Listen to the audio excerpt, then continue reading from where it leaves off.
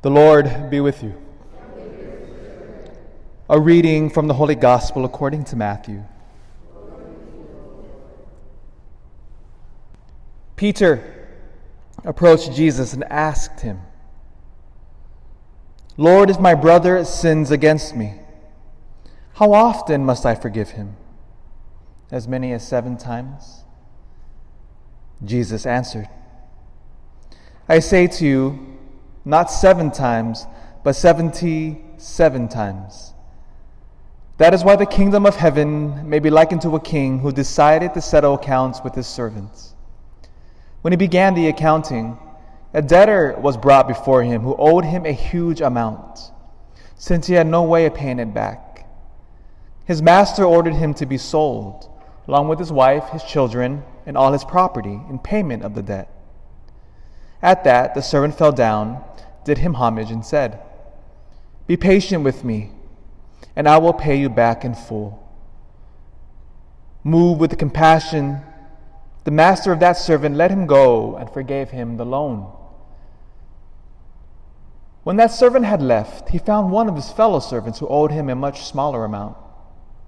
He seized him and started to choke him, demanding, 'Pay back what you owe me.' Falling to his knees, his fellow servant begged him, 'Be patient with me, and I will pay you back.' But he refused. Instead, he had the fellow servant put in prison until he paid back the debt. Now when his fellow servants saw what had happened, they were deeply disturbed, and went to their master and reported the whole affair.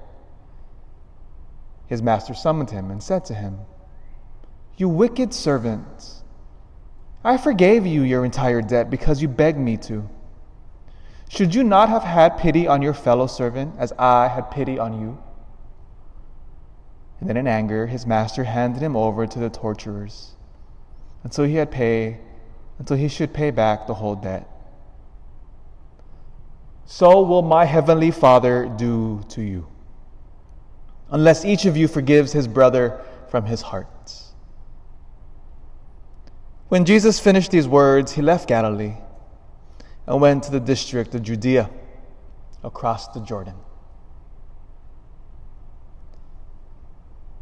The Gospel of the Lord.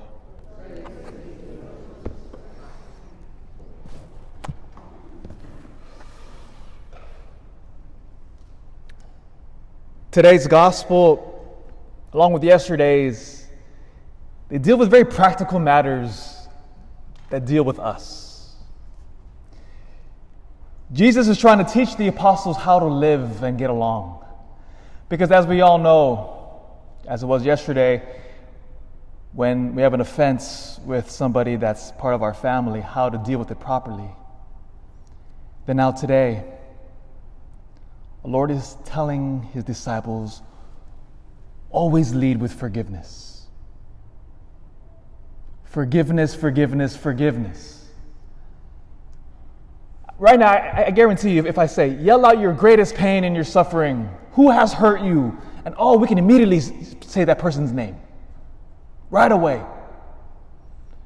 Because it is part of our fallen humanity that people hurt us.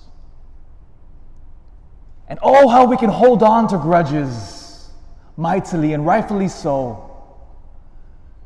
And that's why Peter, the most practical answer, or a question, he says, "Jesus, if my brother sins against me, how often must I forgive?" And Jesus gives that famous line, 77 times, meaning an infinite number of times. Do you remember in the 90s, during the Rwandan genocide? During that particular time in history, there's a great book, someone who experienced it firsthand. It's called Left to Tell. It's a harrowing story of a Catholic woman named Immaculée Irabigiza. You see, during the Rwandan genocide, just like with everything else, it always begins with us versus them, division. The Hutu tribe versus the Tutsi tribe, if I believe the names are correct. And then one tribe was slaughtering the other in the most horrific way, using machetes. It's a gruesome, graphic killing spree that happened for a period of months. And Immaculée, the reason why she survived was because she lived in a bathroom with other women who were being hunted. They were being sheltered by a Protestant pastor. And she passed the time away hiding in a little bathroom packed with other women by praying the rosary all day, all night. When she got out, she realized that her neighbors had massacred her entire family. The only surviving relative she had was a brother who happened to be studying in university here in the United States. The rest of her family were gone. And she knew who killed her family. It was a neighbor who she grew up with. During that whole ordeal, not only in Immaculée's family, but there were reports of parishes, of Catholics killing other Catholics because they were part of the wrong tribe. It happened in parish churches. If you can imagine parish churches becoming killing fields. It was a horrific period.